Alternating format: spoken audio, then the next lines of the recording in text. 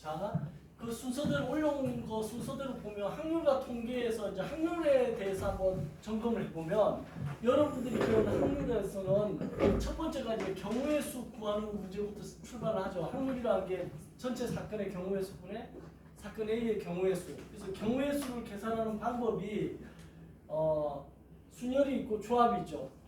이거 계산할 줄 알죠? NPR 그 다음에 조합 순서가 없는 거 NCR 그 다음에 중복순열이라고 배웠죠. MPIR 그 다음에 중복조합이라고 배웠어요. 중복조합 NHR 이런 거를 여러분들 계산할 수 있어야 돼요. 경우의 수 계산할 때. 그래서 예를 들면 OP3 이런 거 계산 어떻게 하죠? 이런 것도 계산이 안 될 때가 있어. 자기가 공부를 열심히 안 하는 사람들은 그죠? 5에서 P에서 3개 쓴다 이렇게 하면 돼요. 543 5에서 P에서 3개 쓴다. 그럼 543, 5420, 60 이렇게 계산하면 되고 5C3은 뭐냐면 5P3 나누기 3팩토리알 이렇게 기억하면 돼요. 이게 543이고 얘는 3팩토리알 3, 2, 1 이렇게 하면 되겠죠? 약분되고 여기까지 이렇게. 그 다음에 5파이 3 이런 경우는 어떻게 하냐면 5의 3승 이렇게 계산하는 거죠. 그래서 R이 위로 가죠. 지수로 R 우리가 달걀 받으면 R 깨질까봐 이렇게 위로 들고 이렇게 조심히 들고 가죠. 그러니까 R을 갖다가 위로 올린다 이렇게 머릿속에 기억하면 돼. 나는 이렇게 외웠어요. R 그리고 R을 어떻게 해요? 주죠. 계란 주잖아. 주는 것. R을 주는 것. 이렇게 머릿속에 기억하면 돼. R을 주는 것. N이 받는 것. 그래서 그렇게 좀 알아두면 되는 거고.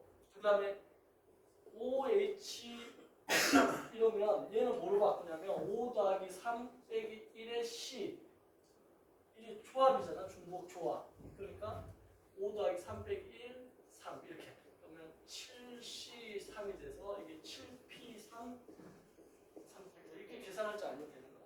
그래서 이런 걸 계산하면 줄 알아야 돼요. 7, 6, 5 하고 3, 2, 1 약분돼서 5, 7, 30.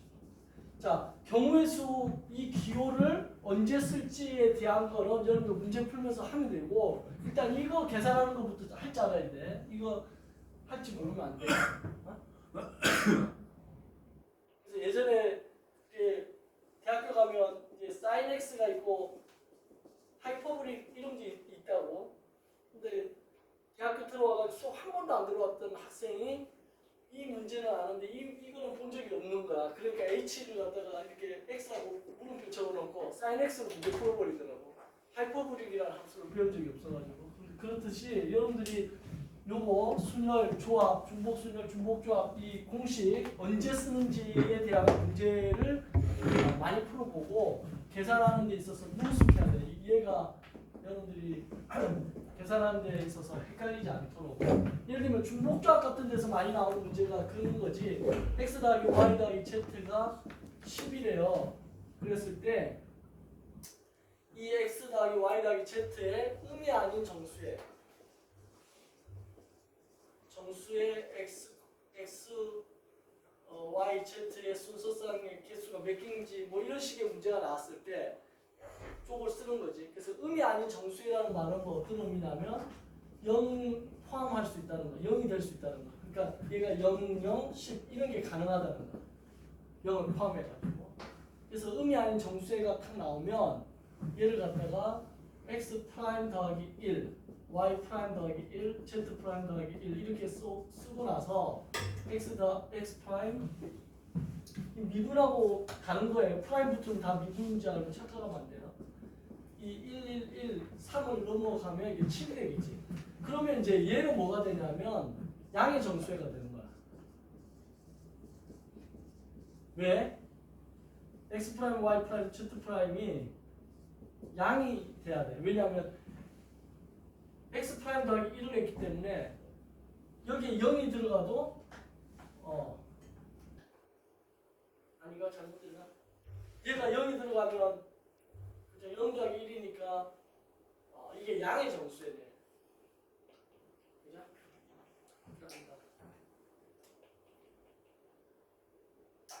이렇게 만들어 놓고 얘가 하나, 둘, 세 개니까 3의 H7 이렇게 해서 문제 풀어주면 돼요. 맞지? 내가 이 지금 맞는 말 했나? 양의 정수에? 맞지? 양의 정수 맞는 것 같아. 이거 이제 양이라는 게 햇빛, 태양 생각해가지고 이 프라임 붙으면 태양이 반짝반짝 빛난다 이렇게 해서 기계적으로 내가 이렇게 풀었던 것 같아요. 그래서 여러분들이 요거 계산할 때 음이 아닌 정수란 말이 나오면 0이 포함되니까 그렇죠? 그런 거를 염두에 두고 문제를 풀어주면 된다. 자, 확률에서 경우의 수 다음이 나오는 게 뭐냐면 이제 본격적으로 무슨 말이 나오냐면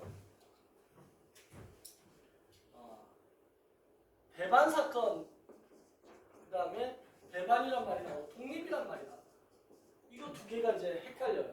근데 배반이라는 말은 뭐하고 좀 관련이 되냐면 덧셈 정리하고 관련이 되고 독립이라는 말은 곱셈 정리하고 관련이 된다. 이렇게 머릿속에 기억을 또 해놓으면 돼요. 그래서 덧셈 정리라는 게 뭐냐면 A B, 합집합 B의 확률을 구하려면 PA 더하기 PB 한 다음에 공통으로 있는 PA 교 B를 빼줘야 됩니다. 확률을. 그런데 이 사건이 배반 사건이다. 이 말은 A 교 B가 공집합이란다. 즉 A하고 B가 갈라쓴 거지 이렇게. 이런 경우가 배반 사건이다. 그러면 이거의 확률이 없는 거야. 그래서 어떻게 되냐면 배반 사건이다 그러면 PA 합비가 그냥 PA 더하기 PB를 하면 된다. 이렇게 계산하면 된다.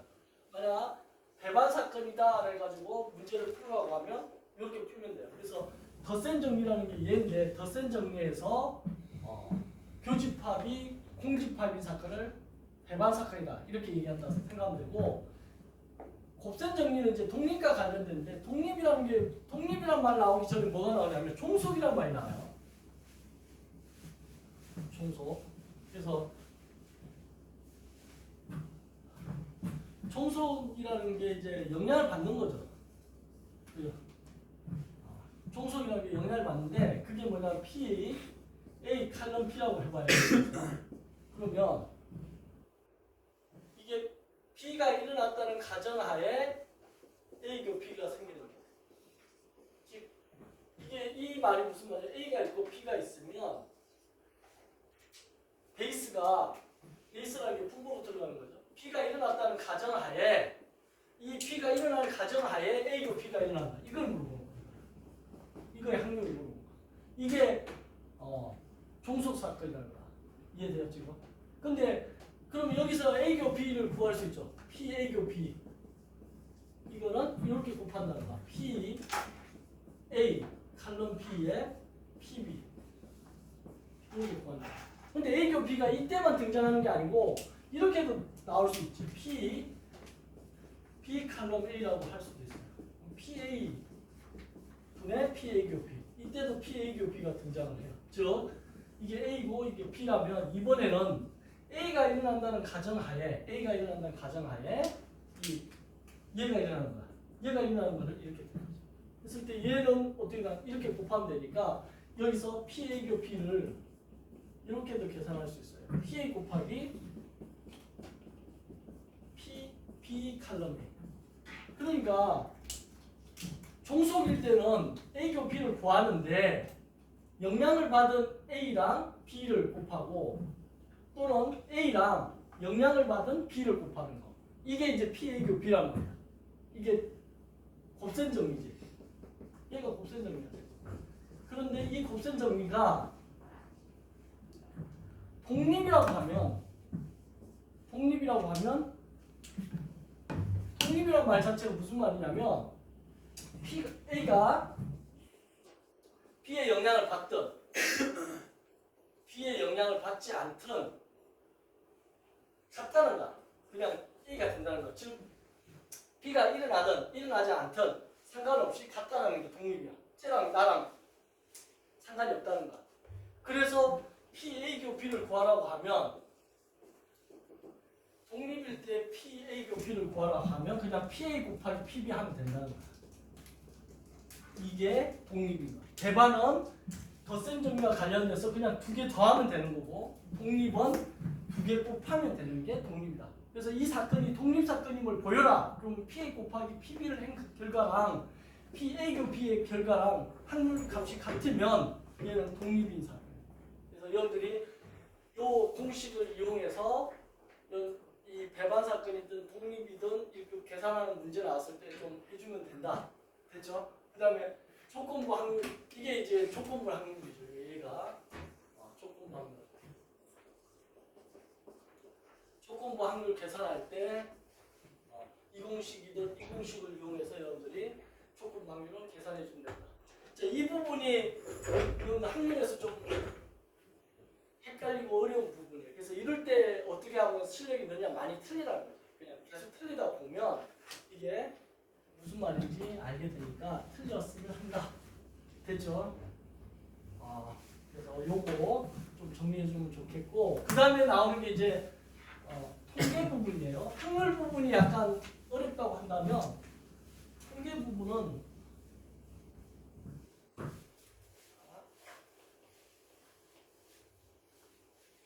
통계로 넘어가기 전에 뭐가 하나 또 중간에 다리 역할을 하는 게 있냐면 독립시행의 확률이라는 게 있어요. 독립시행의 확률. 독립시행의 확률이 대표적인 게 뭐냐면 승부차기 하는데 5명의 기타가 차는데 우리가 3개 넣고 2개를 못 넣었다라든가 이렇게 할 때 예를 들면 3번 한다면 3번을 찼는데 2번 성공했다거나 그럼 2번 성공한 경우가 이렇게 되겠지. 1번, 2번 이렇게 아니면 1번 이렇게 그 다음에 이렇게 또 있나요? 이렇게 3가지가 있겠지. 예를 들면 3번 차서 2번 성공하는 경우의 수가 그럼 이게 지금 이렇게 3가지가 나오잖아. 3가지가 나오고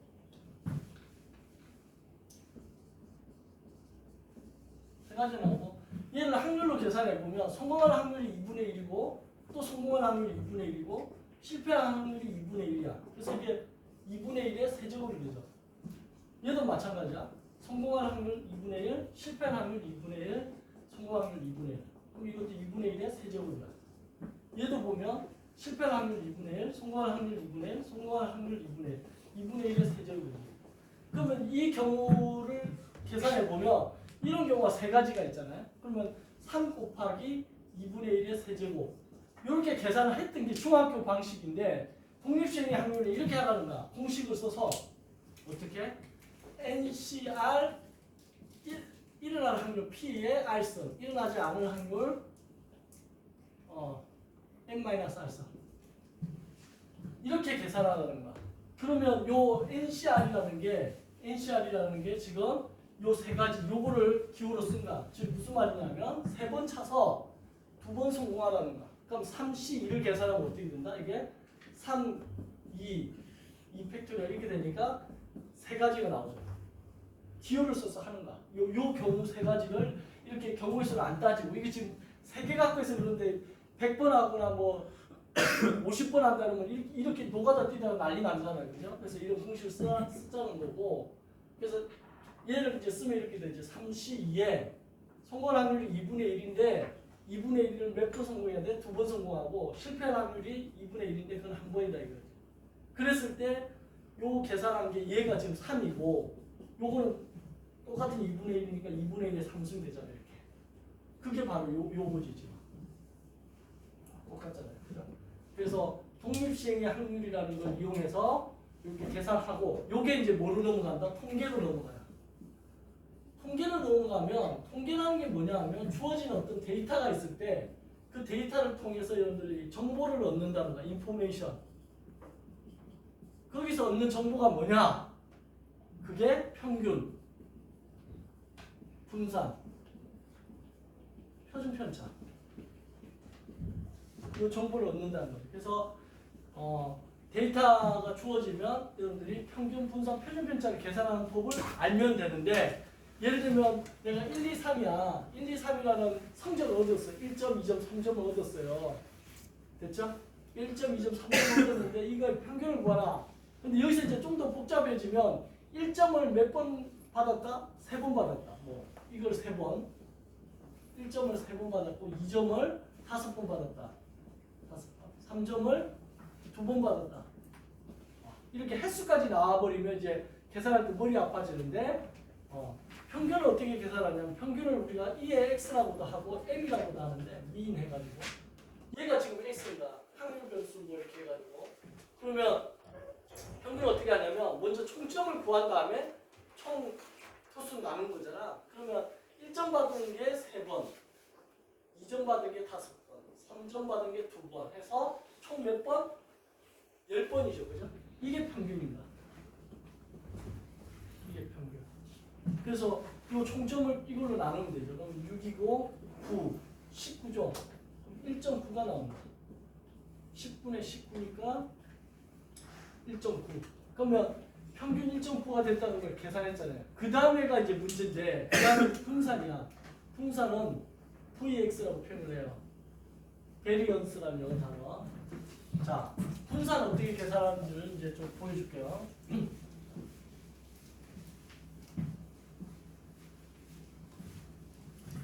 분산이라는 것은 VX, 분산은 계산한 방법이 이 말을 외워야 돼. 제곱의 평균 빼기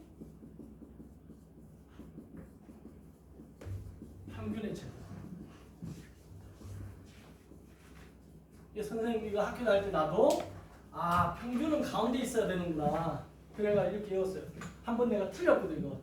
평균의 제곱 빼기 제곱의 평균 말을 거꾸로 써가지고 틀린 적이 있는데 이렇게 외워두면 돼요. 그럼 분산은 어떻게 하면 제곱의 평균 한다는 거야. 그럼 뭘 제곱하느냐? 이 x값 1, 2, 3을 제곱을 하는가? 그러면 1의 제곱 곱하기 도수는 똑같이 해야 되겠죠. 도수가 3번이니까 3. 그 다음에 2의 제곱 곱하기 도수가 5번. 그 다음에 3의 제곱 곱하기 2. 이게 총점인 거지. 그래서 나누기 평균이라고 하면 나눠야 되지. 항상 몇 개? 총 10개로. 이게 제곱의 평균을 한 거고 빼기 평균의 제곱. 평균을 앞에서 구했죠. 1.9라고. 그럼 1.9의 제곱이고. 요거 계산하면 이거 계산하면 이게 분산입니다. 그럼 이거 계산을 이 정도는 계산기 안 쓰고 할 수 있어야 되지. 3, 4, 5, 20, 3, 4, 6, 9, 68. 이게 1.9의 제곱. 이게 얼마야? 23, 33, 41. 맞죠? 그럼 이게 4.1이 되겠네. 4.1 빼기 19의 제곱은 19의 제곱이 얼마야? 361이야? 19의 제곱 361이 9980 맞죠? 네? 361. 361이니까 두 개가 3.61이 되겠다. 그죠? 빼면 얼마야 이게? 0. 이런 거 나 잘 못해. 39, 49가 되나? 맞아요? 근데 나 이거 그냥 아무렇게나 예를 들었는데 숫자가 딱 떨어지니까 기분이 좋은데 갑자기. 왜 그래? 내가 지금 무슨 말 하려고? 분산 다음에 뭐 나오죠? 표준 편차가 나와요. 표준 편차를 이제 시그마 x라고 이렇게 표시하는데 얘는 뭐냐? 분산에다가 루트 씌우면 됩니다.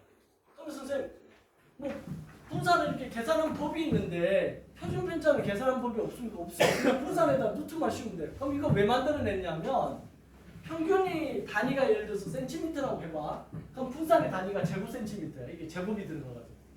근데 평균은 센티미터니까 길이 같은데 분산은 갑자기 제곱센티미터니까 넓이 같은 착각을 일으킬 수 있지. 그래서 단위를 통일시키기 위해서 루트 씌워버리면 제곱이 사라지니까 다시 센티미터가 되겠지. 그런 걸로 인해서 표준편차 만들어진 거야. 그러니까 혼란을 방지하기 위해서. 그래서 분산에다 루트만 씌우면 돼. 그래서 루트 0.49가 되는 거지. 그럼 이거 얼마야? 0.7이죠 이거. 딱 떨어지는 거 같아. 7749 맞죠? 그래서 이렇게 여러분들 계산할 수 있어야 된다. 근데 분산을 계산할 때 이 방법이 가장 많이 나오기도 하지만 또 다른 방법 하나가 뭐냐면 제곱 평균 빼기 평균의 제곱 말고 편차의 제곱의 평균이라는 게 있어요. 이걸로도 계산할 수 있어요. 그러니까 통계는 여러분들이 이 계산을 잘 할 수 있어야 돼. 통계야말로 확률하고 좀 다르게 순수하게 계산 문제가 많이 나오니까 계산하는 데 있어서 겁먹을 필요 없다. 편차라는 게 뭐냐면 x에서 m을 빼는 거야. 편차가. x가 이제 요 1, 2, 3 이런 거죠. m이 뭐야? 평균이죠. 그래서 그거를 한 거를 계산하라. 이게 무슨 말이냐면 x가 뭐냐면 아까 1이죠. 평균 m이 1.9죠. 그럼 1에서 1.9를 빼는 거지. 그리고 제곱한 거에 도수는 항상 곱해줘야 돼. 3. 2에서 1.9를 뺀 다음에 제곱한 거에 2. 2가 아니고 5번이지. 5. 그 다음에 3 빼기 1.9의 제곱에 2번. 이거를 나누기 10. 평균이라고 하면 총 도수를 나누면 돼. 그럼 요거 계산하면 얼마가 나오는가? 똑같이 0.4가 나올 거예요. 여러분들 이거 계산 한번 해봐요. 요렇게 계산할 수 있다는 거. 그래서 통계에서는 평균, 분산, 표준 편차를 계산할 수 있어야 된다. 됐죠? 자, 요거를 바탕으로 해가지고 이제 시작되는 게 뭐냐면 이항 분포라든가 이제 확률 분포 이런 말들이 나오는데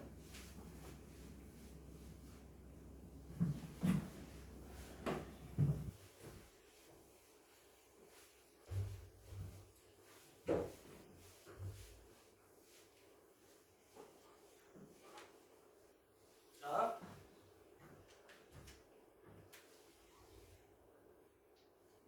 이항 분포 n 곱하기 p 이렇게 써요. 이항 분포. 그래서 이걸 이항 분포라고 해요. 이항.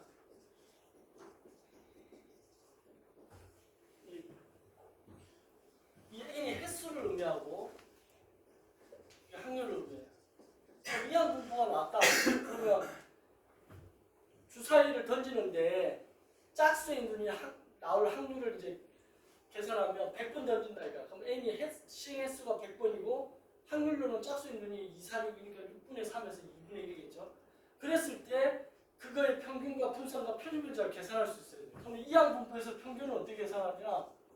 평균은 n하고 p를 그냥 곱하면 돼요. np. 이 공식 모양에서 계산해 주면 돼. 그 다음 분산은 어떻게 계산한다? 분산은 npq. npq 계산입니다.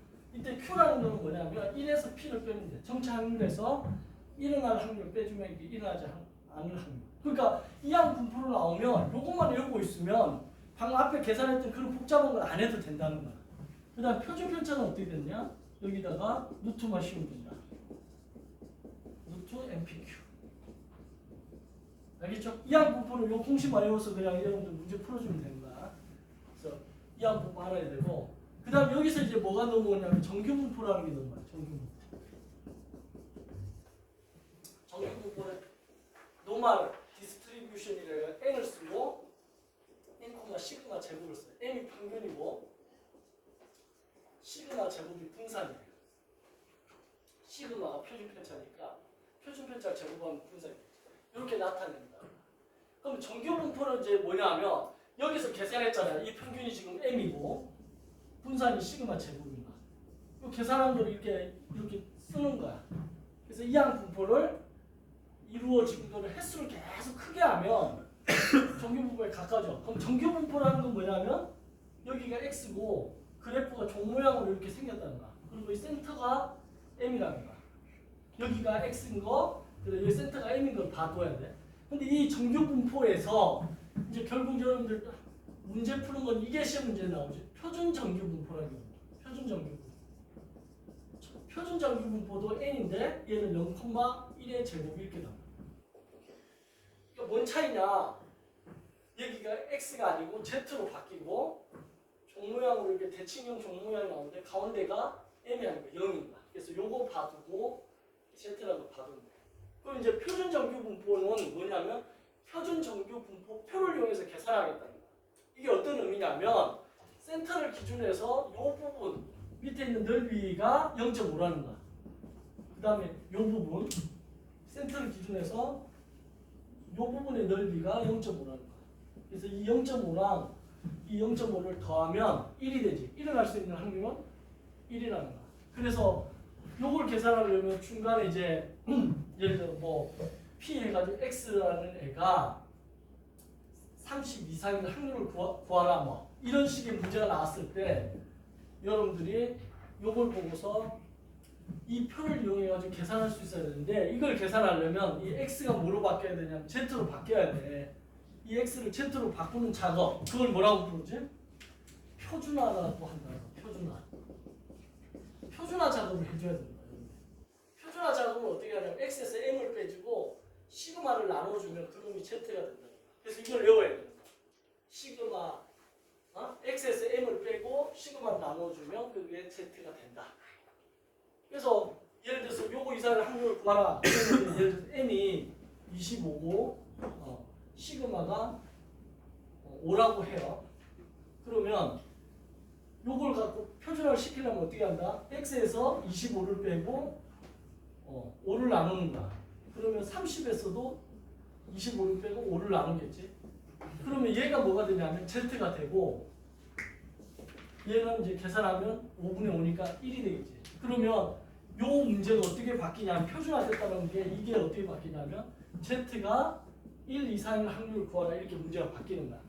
그러면 이 1이라는 게 z 값이니까 여기 어디에 1이 있다라고 하는가? 그럼 이거 이상의 확률을 구하라면 요걸 구하라는 거야. 요걸. 요 확률을 구하라. 이 말은 어떤 의미냐면 요 반쪽짜리가 0.5인데 0.5에서 0에서 1까지의 이 값, 요 값을 이제 표로 찾는가? 0에서 1까지의 표값을 빼면 요 색깔칠한 부분에 확률이 나온다는 개념입니다. 그럼 0에서 1까지의 이 값은 표에서 주어진다고. 그래서 표준 정규분포표 보면 P 0에서부터 라지 Z가 스몰 Z 해가지고 요 스몰 Z 해당하는 값이 여기 얼마다 해가지고 여기 읽으면 요 값이 얼마다 나오지. 이 스몰 Z가 이제 1이 되겠지. 1일 때 값이 예를 들어서 0.3이라고 내가 가정을 해봐요. 그럼 0.3이다. 그럼 이 0.3을 빼주면 되는 거야. 이대로. 그럼 이게 0.2가 나오는 거지. 그럼 이거의 확률 값이 0.2 이렇게 답이 나온다는 거야. 이 작업을 하는 게 표준화로 해서 이런 계산하는 게 이제 문제 나올 거라는 거야. 그래서 오늘 3교시 때 내가 문제 샘플로 주면 그거 풀어보면서 감을 익히고 내일 시험 칠 때 최대한 열심히 풀어주기 바래요. 이런 표준 정규 분모표 가지고 표준화 작업해서 계산해서 하는 거. 여기서 할 얘기가 많아요. 확률, 질량함수, 밀도함수 많은데 그런 얘기까지 하기에는 시간이 너무 촉박하니까 큼직한 것들만 좀 복습해서 내일 시험을 잘 쳐주기 바래요. 이게 지금 이제 그 다음에 이제 마지막에 추정이 나왔지. 추정이라는 게 뭐냐면 모집단이 있는데 이 어미 모자를 쓰죠. 한자로 모집단이 있는데 이 모집단에서 표본을 떼우는 거야. 그래서 표본을 떼어. 그래서 모집단을 만약에 x라고 한다면 표본은 x 위에 바를 붙여요. 그래서 위에 부분만 좀 잘라왔다 해서 바 이렇게 머릿속에 기호를 외우고 있으면 모집단의 평균이 m이고 이게 시그마 제곱이고 이게 시그마라고 했을 때 평균, 분산, 표준 편차를 했을 때 표본의 평균은 어떻게 되느냐? 똑같다는 거야. 이 x바라는 게 m이라고 하면 된다는 거야. 이해돼요? 그럼 이거 표본의 분산은 어떻게 되느냐? 시그마 제곱을 뭐로 하면 된다? n을 나누면 된다. 맞죠? 반대로 해보고 있나? 맞지 이거? 준환 맞아? 헷갈리나? 헷갈리지 이거. 그러니까 시그마 제곱을 n으로 나누면 이렇게 된다. 그 다음 시그마 x바는 루트 n으로 시그마 분산 루트 n 분의 시그마 이렇게 하면 된다. 기억을 하면 돼요. 나도 이게 헷갈려서 어떻게 했냐면 모집단이 더 크잖아. 표본 몇 개, 얘 5천만 명 중에서 5천 명 뽑아왔어. 그럼 얘가 더 크잖아. 그러니까 큰 거를 n으로 나누면 작은 게 된다. 이런 식으로 내가 외웠던 기억이 나요. 시그마 제곱을 n으로 나누면 vx 된다. 그래서 이거 계산할 줄 알면 됩니다. 또 공식 이용해서 문제 풀어줍니다. 자, 그 다음에 좀 추정 중에 이제 마지막에 나오는 게 모평균의 추정이라는 게 있어요. 그래서 우리가 이제 뭘 추정하냐면 모평균을 추정하자는 거야. 왜 그러냐면 2,000명 뽑아가지고 거기에 있는 평균을 계산해가지고 전체 모집단의 평균을 알아낸다든가 분산을 알아낸다든가 이런 거 굉장히 효율적이잖아. 그래서 이걸 어떻게 하냐면 모평균이 이제 m인데 얘를 추정하다는 거야. 뭐로? x바가 평균 평균이야. 평균 평균으로 추정을 하는데 요만큼을 빼고 k 곱하기 루트 n분의 시그마를 빼고 그 다음에 x바에서 k 곱하기 루트 n분의 시그마를 더해주면 된다. 지금 여기 루트 n분의 시그마라는 게 이거지. 루트 n분의 시그마 똑같이. 그러니까 요 루트 n분의 시그마 이게 뭐냐면 표준 편차지, 그지? 말이 좀 어려워. 표준 편차인데 표본의 표준 편차를 빼고 더하고 사이에 모평균이 있을 거라는 거야. 근데 여기 이제 K는 뭐냐면 이게 95%로 추정할 때가 있고 요즘 그 선거할 때 95% 추정 뭐 오차 플러스 마이너스 3.1 뭐 이런 거 나오지. 선거 공표할 때는 그런 게 다 포함돼야 돼. 그 안 하고 선거비가 걸려가지고 뭐 그러는데 99% 추정이 있고 이 두 가지가 있는데 보통 기억을 많이 쓰지. 95%. 99%는 내가 지금 현재 지구 안에 있을 거다라고 얘기한다. 선생님이. 95%는 선생님 지금 대한민국 안에 있을 거다. 이 정도. 그러니까 지구 안에 있는 경우가 거의 99%지. 하나만한 얘기를 합니다. 그냥 우주에 갈 가능성도 있긴 하지만 아무튼 이때 K값을 뭘 넣어주면 되느냐? 1.96을 넣어주면 돼요.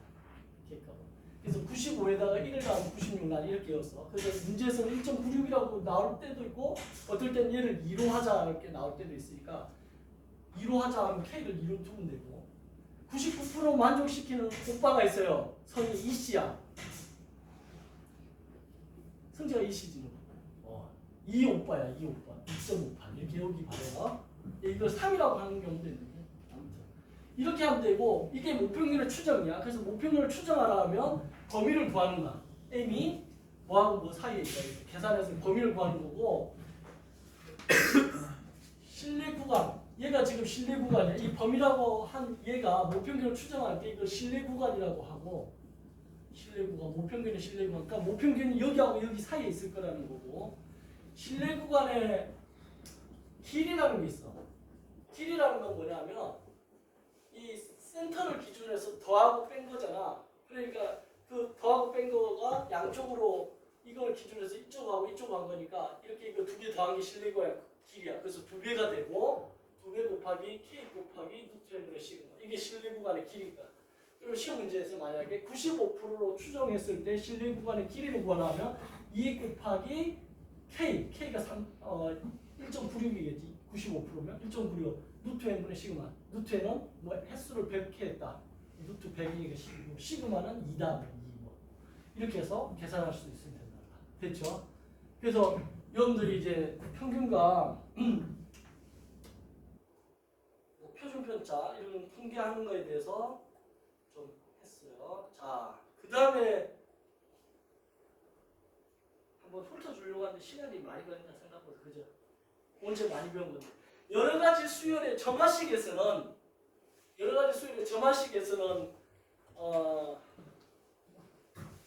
기억이 나는 게 뭘까요? 막 많이 배웠지만 결론은 이거 아닌가? an 플러스 1이 p 곱하기 an 플러스 q 이게 가장 많이 나오죠. 요 문제. 이랬을 때 일반항의 an을 구하는 건데 점화식은 사실 1항부터 n-1항까지 넣어서 변별끼리 뭐 이렇게 계산하는 건데 결론은 an 구하는 게 목적인데 이거 공식 하나 알아두면 좋다고 그랬죠. 선생님이 공식으로 그냥 푸는데 1-p 요 p가 1이 아니어야 돼요. 그래서 1-p분의 n-1 요거 하나 외워서 여러분들 an 구하면 문제 푸는데 지장이 없을 거다. 점화식에서는 쪼그랑 그 다음에 뭐 하고 싶은 얘기가 엄청 많은데 요거 하나 다시 상기해서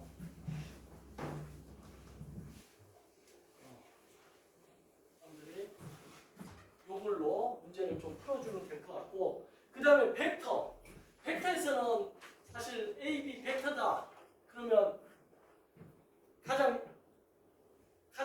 기본이 이거지. OB 마이너스 OA. 뒤에서 앞에 거 뺀다 이랬지 이렇게. 그래서 요거 하나 기억해 두고 그 다음에 어제 두 벡터가 A 벡터랑 B 벡터가 평행하다 그랬을 때 A 벡터를 K 곱하기 B 벡터라고 이렇게 쓸 수 있다. 요거를 이제 성분으로 하는 거. 성분으로 하는데 두 벡터가 평행하다 했을 때 기억이 나요? 어제?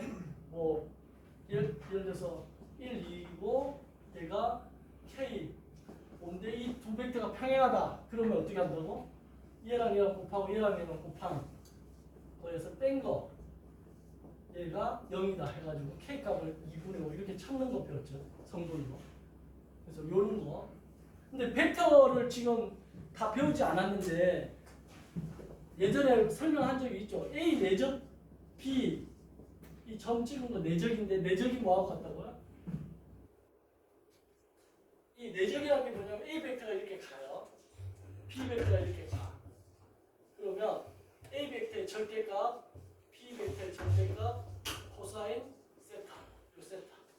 그랬을 때 내적이라는 게 요 크기를 수직으로 내리면 이 절대값이고 요 값이 절대값 B지 여기까지가. 그랬을 때 요 값이 뭐냐? 요 값. 요 값이 모르니까 물음표라고 하면 코사인 세타를 취하면 코사인 세타는 절대값 A분의 물음표가 되겠죠. 그럼 여기서 물음표가 뭐냐면 절대값 A 코사인 세타가 되겠죠. 그러니까 A 벡터하고 B 벡터를 내적한다는 게 뭐냐면 스칼라로 만드는 거예요. 얘가. 벡터인데 벡터 두 개를 내적하면 스칼라가 되는 거예요. 그래서 내적을 영어로 우리가 스칼라 프로덕트라고 합니다. 스칼라 프로덕트. 그러니까 프로덕트가 보통 생산하다 이런 의미잖아요. 스칼라로 만들어주는 거. 그래서 이거의 크기에 요 값하고 요 값을 갖다 곱한 거다. 여기다 넣어주면 요거를 얘랑 곱하는 거죠. 이렇게 내적을 좀 알아두면 될 것 같고 정사형의 길이 정사형 길이도 요거하고 비슷한데 이렇게 되어 있는 게 요 길이가 1이라고 했을 때 이렇게 수직으로 내렸을 때 이걸 정사라고 하겠죠. 이 발을 정자로 입사시킨다는 거. 그랬을 때 여기 생기는 그림자 이 그림자 이게 이제 정사형이 된다. 정사형 이게 그림자 영자니까. 그래서 정사형을 어떻게 구할 것인가 이게 세타라고 하면 요거를 갖다가 만약에 뭐 물음표라고 쳐요. 그러면 코사인 세타는 L분의 물음표가 되겠죠. 그래서 물음표의 값은 곱하면 되죠. 그래서 L 코사인 세타 이게 정사형의 길이가 되고 그래서 이게 L이 길이도 되고 넓이 S도 되고 해서 이거를 머릿속에 기억하면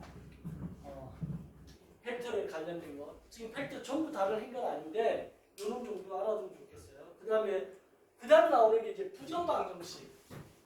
요거 선생님이 지난번 특강 할 때 이렇게 했던 것 같은데 예를 들어서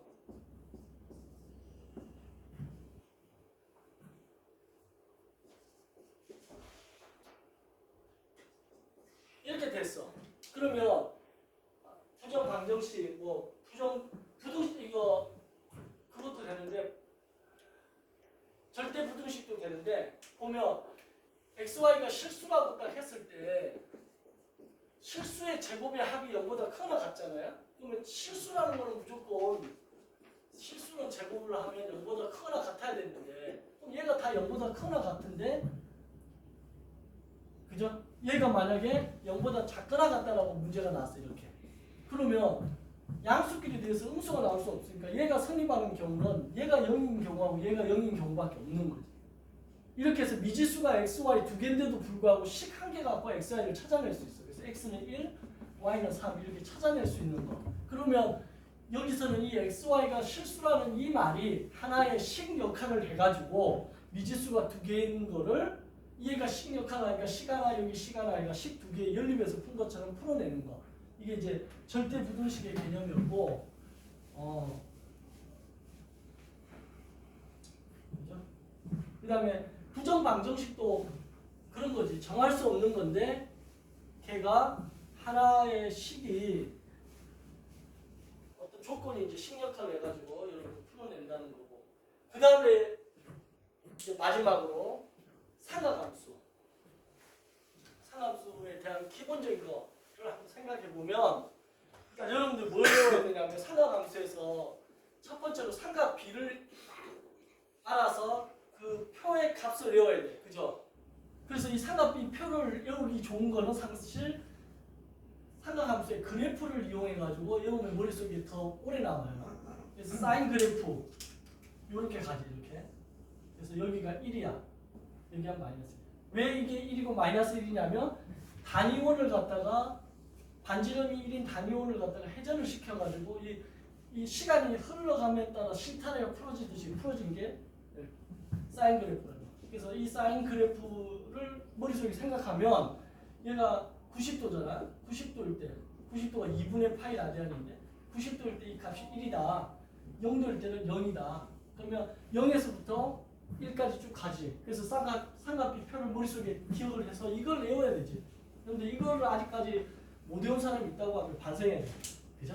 이게 사인, 코사인, 탄젠트 이렇게 있는데 사인 값이 0에서부터 1까지 0에서부터 90도 0도에서부터 90도까지 해가지고 여기서 0에서 1까지 중간에 이제 30도, 45도, 60도 이렇게 나눠질 거고 이게 점점 올라가잖아 이게. 그거를 머릿속에 기억해서 2분의 1, 2분의 루트 2, 2분의 루트 3 이게 2분의 루트 4다 이렇게 머릿속에 기억하면 되겠지. 그래서 0, 2분의 루트 1, 2분의 루트 2, 2분의 루트 3, 2분의 루트 4 이렇게 오면 이어지잖아. 그죠? 그 다음에 코사인은 반대로 쓰면 되지. 2분의 루트 4니까 1부터 0까지 가는 거야. 거꾸로 쓰면 돼. 2분의 루트 3, 2분의 루트 2, 2분의 1 이렇게 가면 되고 탄젠트는 코사인분의 사인이다. 1분의 0이니까 0이고 요 부분이 요거니까 2 약분되고 이거 루트 3분의 1. 유리아에서 3분의 루트 3 이렇게 안 해도 돼요. 그냥 루트 3분의 1. 이 약분하면 1. 얘는 루트 3. 0분의 1은 무한대. 이렇게. 0분의 1이 왜 무한대냐? 1 나누기 무한대가 0으로 가니까 얘 둘이 자리 바꾸면 0분의 1은 무한대다 이렇게 이어집니다. 알죠? 지금 선생님 머릿속에 나오는 의식의 흐름대로 설명하고 있으니까 여러분들이 내 머리를 빌려다가 시험 치면 될 거 아니야. 그런 마인드로 내 좀 설명해 주는 거야. 내 시험 잘 보시라고. 그 다음에 이제 상하함수 그래프 다 되고 나면 뭐 그래프를 먼저 배우고 나서 뭘 하는 거지? 삼각 방정식이라든가 삼각 부등식을 푸는 거잖아요. 삼각 방정식은 x 값을 구하는 거고 삼각 부등식은 x 범위를 구하는 거지. 그래서 예를 들면 sin x가 2분의 1이다. 그런데 x는 0에서부터 2파이까지 이렇게 딱 주어지면 이 말이 무슨 말이냐면 0에서부터 2파이까지 그래프 그리라는 거야. 무슨 그래프? 사인 그래프 그리라는 거야. 그럼 여러분들이 0에서 2파이까지 사인 그래프를 그리는 거야. 일단은 이렇게 그려놓는 거예요. 2파이 그려놓고 y 꼴 2분의 1이라는 거야. 얘도 y, 얘도 y니까 y 꼴 2분의 1이면 여기가 1이니까 대충 2분의 1이 요 정도 갈 거 아니야. 이렇게 했을 때 x 값을 구하라는 거야. 그러면 요 만남, 이 꼴이라는 건 교점을 얘기하는 거니까 요 교점의 x 값을 찾아낸다. 찾는데 얘는 90도 안에 들어오는 이 값은 이 표로 외우라는 거야. 그러면 사인 2분의 1이 어디에 있어? 사인 몇 도가 2분의 1인가? 30도가 2분의 1이지. 그럼 얘가 30도라는 거야. 30도를 라디안으로 고치면 63빌딩 생각을 했죠. 30도면 63빌딩이 6. 그죠? 6분의 파이가 되는 거지. 45도는 4분의 파이. 60도는 63이니까 3분의 파이. 이런 식으로. 그럼 얘가 30도다 알고 있으면 요 값은 얼마냐? 여기가 지금 180도예요. 딱 절반. 그럼 이게 대칭이니까 얘가 30도, 이만큼이 30도, 요만큼이 30도가 줄어드니까 130도, 180도에서 30도 빼니까 얘가 150도가 된다는 거지. 그럼 150도를 라디안으로 고쳐서 쓰고 싶으면 150도에다가 이 도를 없애야 될 거 아니야. 도 없애려면 180도를 곱해줘야 도가 이렇게 약분 없어질 거 아니야. 180도분의 파이를 곱하면 된다는 거야. 그럼 약분하니까 3, 5, 15, 3, 6, 18에서 6분의 5파이 이렇게 된다는 거야. 그래서 x값이 요거를 풀었을 때 x값이 x는 6분의 파이, 6분의 5파이 이렇게 답을 써주면 된다는 거고 부등식은 예를 들어서 얘가 2분의 1보다 크거나 같다 이렇게 문제가 바뀌면 이 부분을 얘기하는 거야. 2분의 1보다 크거나 같은 거 이 부분. 그러면 이 값은 방정식 찾는 거와 똑같이 찾아가지고 x가 6분의 파이에서부터 6분의 5파이 이렇게 사이에 있다라고 써주면 이게 부등식이 x 범위 찾는 거야. 어렵지 않아요. 이대로 따라하면 돼. 문제는 이제 얘가 가끔 어떻게 문제가 나와버리냐면 방정식에서 sin x가 3분의 1인 x 값의 합을 구하라 이렇게 문제 나온다. 그러면 3분의 1이 나오는 특수각은 없잖아요. 그러니까 이럴 때는 어떻게 하면 대칭성을 이용해 가지고 이게 30도라고 못 찾는 거지. 그럼 얘를 알파라고 놓으면 얘는 어떻게 되냐면 얘를 알파로 놓으면 얘는 내가 뭐가 되냐면 180도가 파이니까 파이에서 알파가 뺀걸 거잖아. 그러니까 이 알파가 뭔지 몰라도 된다는 거야. 이렇게 사라지니까. 그래서 답이 그냥 파이가 돼. 이거는 이제 삼각함수에서 대칭성을 이용해 가지고 이런 문제가 나올 때는 합을 물어보지 각각의 이 알파 값이 얼마냐고 물어볼 수가 없다고. 이게 특수각이 아니니까. 그래서 이런 유형의 문제를 여러분들이 나왔을 때 당황하지 않고 풀어주면 된다. 됐지? 그래서 삼각함수 그래프, 사인 그래프, 코사인 그래프, 탄젠트 그래프 그려서 이렇게 찾을 수 있으면 되고, 이거 다음에 나오는 게 이제 활용 문제인데, 활용은 넓이 구하는 공식인데, 예를 들어서 삼각형 이렇게 있는데 여기가 A고 여기가 B인데 여기 세타가 있어. 그러면 넓이 어떻게 구해요? 2분의 1 AB 사이각, 사이각이니까 사인각 이렇게 사이 비슷하죠. 발음이 사인각, 사이각, 그죠? 그래서 이렇게 하나 알아두면 되고, 근데 이게 이제 사각형으로 가면 이게 AB가 대각선 길이가 돼요. 대각선 길이가 되고 B인각이 돼요. 세타가. 그럼 이제 넓이 공식은 똑같아요. 2분의 1 AB 사인 세타. 이렇게 알아두면 됩니다.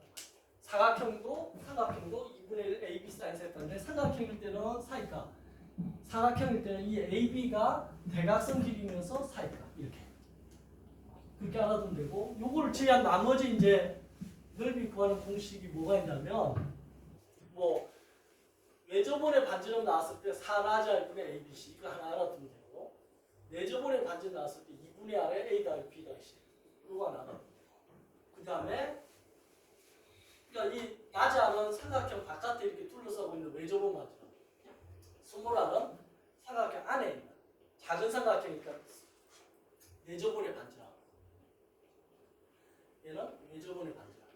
외접원이 아무래도 원이 더 클 거 아니야. 그렇게 머릿속에 기억해서 대문자, 얘는 외접원 소문자 이렇게 알아두면 되고, 마지막에 나오는 게 해놓은 공식 해가지고 루트에 t에 t-a, t-b, t-c 변 3개가 주어지면 넓이 구할 수 있습니다. 각하고 상관없이. 이때 t 값만 찾으면 되는데 t 값이 뭐냐면 변 3개를 더해서 나누기 2, 3이 아니고 나누기 2를 한다. 3 하고 싶은데 3 하면 안 돼요. 2로 해가지고 t값 구해서 저기 넣어주면 된다. 이런 거 정도 알아두면 되겠죠. 지금 이거 말고도 했던 게 많은데 시간 관계상 여러분들 기억을 좀 되살려 주는 거고, 이제 불을 지펴줬으니까 오늘 저녁에 열심히 공부해가지고 내일 수학 성적이 한 70점 이상 받으면 합격이다. 대충 70점 이상 받으면 합격이구만. 그죠? 크게 4개 영역이 나오는데 그 4개 영역 중에 하나를 통으로 틀리면 75점인데 나머지 다 맞아도 그래도 합격이야. 근데 나머지 4개 영역 중에서 3개 영역을 다 맞추고 하나를 통으로 틀리기가 쉽지가 않을 것 같아. 그쵸? 그러니까 골고루 펑크 나는 게 없고 한 20점씩 받으면 80점이잖아. 그럼 내가 뭐 수석일 것 같은데. 아무튼 70점 이상 받게끔 오늘 저녁에 지금 내가 불을 지펴줬으니까 지금 이제 쉬는 시간 한 다음에 테스트 문제 내가 이 부분에서 20문제 정도를 내가지고 어렵지 않은 걸로 줄 테니까 한번 풀어봐요. 잠깐 쉬는 시간 합시다.